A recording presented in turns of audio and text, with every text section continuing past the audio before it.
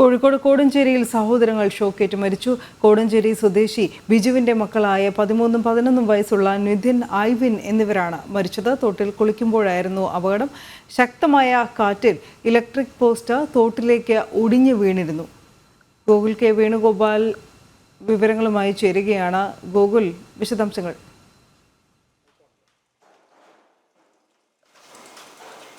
ഇന്ന് വൈകിട്ട് 5:30-ക്കും 6 മണിക്കും ഇടയ്ക്ക് ശക്തമായ കാറ്റും മഴയും ഈ കോടഞ്ചേരി ഭാഗത്ത് ഉണ്ടായിരുന്നു. കോഴിക്കോട് ജില്ലയിലെ മലയോര മേഖലയാണ് ഈ കോടഞ്ചേരി എന്ന് പറയുന്നത്. അവിടെ 5:30-ക്കും 6 മണിക്കും ഇടയിൽ ഈ ഐവിനും നിതിനും കുളിക്കാൻ പോയ സമയത്ത് തോടിന് കുറുകെയായിരുന്നു അവിടെയുള്ള ഇലക്ട്രിക് ലൈൻ പോകുന്നത്. ആ ഇലക്ട്രിക് ലൈനിൻ്റെ മുകളിലേക്ക് ഒരു തേക്ക് പൊട്ടി വീഴുകയും ആ ലൈന് പൊട്ടി വെള്ളത്തിലേക്ക് വീഴുകയുമായിരുന്നു. നിരവധി കുട്ടികൾ കുളിക്കാനായി ആ സമയത്ത് കരയിലും ഉണ്ടായിരുന്നു എന്നാണ് നാട്ടുകാർ പറയുന്നത്. ആ സമയത്ത് ഈ കുട്ടികളുടെ കുളിക്കുന്ന സമയത്തേക്ക് ഇലക്ട്രിക് ലൈൻ പൊട്ടി വീണ കാര്യം മറ്റു കൂട്ടുകാർ ഇവരുടെ അമ്മാവരോട് വന്ന് പറഞ്ഞതിൻ്റെ സമയത്താണ് ഇത്തരത്തിലൊരു അപകടം നടന്നത് മനസ്സിലാവുകയും പിന്നീട് ഇവരൊക്കെ പോയി ഫ്യൂസ് ഊരിയിട്ടാണ് കുട്ടികളെ തൊട്ടടുത്തുള്ള ആശുപത്രിയിലേക്ക് എത്തിക്കുന്നത്. ആശുപത്രിയിലേക്ക് എത്തിക്കുമ്പോഴേക്കും കുട്ടികൾ മരണപ്പെട്ടിരുന്നു. ഐവിൻ 10 വയസ്സും നിതിൻ 14 വയസ്സുമാണ്. അവിടെയുള്ള സെൻറ് ജോസഫ് സ്കൂളിലെ 5ാം ക്ലാസ്സിലേക്കും 9ാം ക്ലാസ്സിലേക്കും ജയിച്ച കുട്ടികളായിരുന്നു. നിരന്നപാറ എന്ന് പറയുന്ന സ്ഥലത്താണ് ഈ സംഭവം നടന്നത്. ബിജു, ഷീബ ദമ്പതികളുടെ മക്കളാണ്.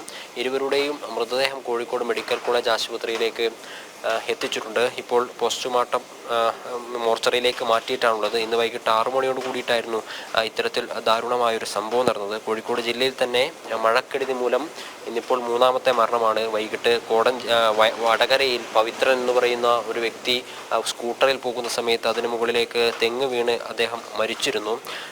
ഇത്തരത്തിൽ മഴക്കെടുതി രൂക്ഷമാവുന്ന സമയത്ത് അനിഷ്ട സംഭവങ്ങൾ ഓരോ ദിവസവും കൂടുതലായി ഉണ്ടായിക്കൊണ്ടിരിക്കുകയാണ്.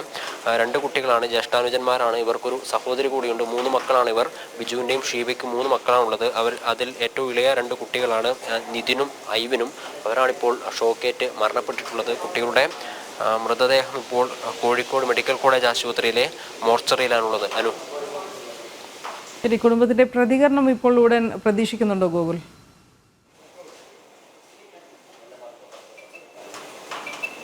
അവരുടെ ബന്ധുക്കൾ ഉൾപ്പെടെയുള്ള ആളുകൾ ഇവിടെയുണ്ട്.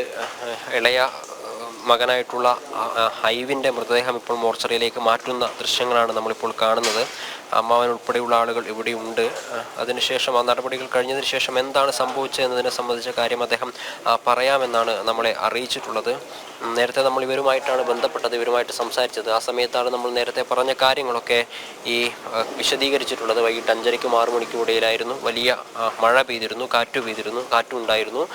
അപ്പോൾ തോടിന് കുറുകെ ചെറിയ കൈത്തോടാണ്, കുട്ടികൾ എല്ലാവരും കുളിക്കുന്ന ചെറിയൊരു കൈത്തോടാണ്.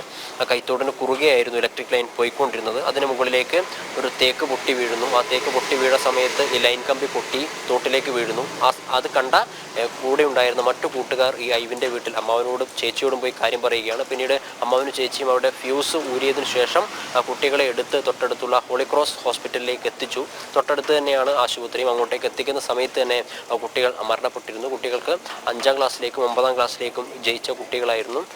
അടുത്ത ആഴ്ചയൊക്കെ സ്കൂൾ തുറക്കാൻ നിൽക്കുകയാണ്. ആ സമയത്താണ് ഇത്തരത്തിൽ ഒരു സംഭവം ഉണ്ടായിട്ടുള്ളത്. ഈ കാര്യങ്ങൾ കുട്ടിയുടെ ബന്ധുക്കൾ തന്നെയാണ് പറഞ്ഞത്. ഇപ്പോൾ 2 കുട്ടികളുടെയും മൃതശരീരം മോർച്ചറിയിലേക്ക് മാറ്റിയിട്ടുണ്ട്. സ്വാഭാവികമായിട്ട് പോസ്റ്റ്മോർട്ടം നടപടികളൊക്കെ നാളെ ആയിരിക്കും ഉണ്ടാവുക. മറ്റ് സംഭവിച്ചത് എന്താണ് എന്നതിനെ സംബന്ധിച്ച കാര്യങ്ങളൊക്കെ ഇതിൻ്റെ നടപടികൾ ഈ മൃതശരീരം മാറ്റുന്നതുമായി ബന്ധപ്പെട്ട കാര്യങ്ങൾ കഴിഞ്ഞതിന് ശേഷം അറിയിക്കുമെന്ന് തന്നെയാണ് മനസ്സിലാക്കുന്നത്. ദാരുണമായ സംഭവം കോഴിക്കോട് കോടഞ്ചേരിയിലാണ്. തത്സമയ വിവരങ്ങൾ നൽകുകയായിരുന്നു ഗൂഗിൾ.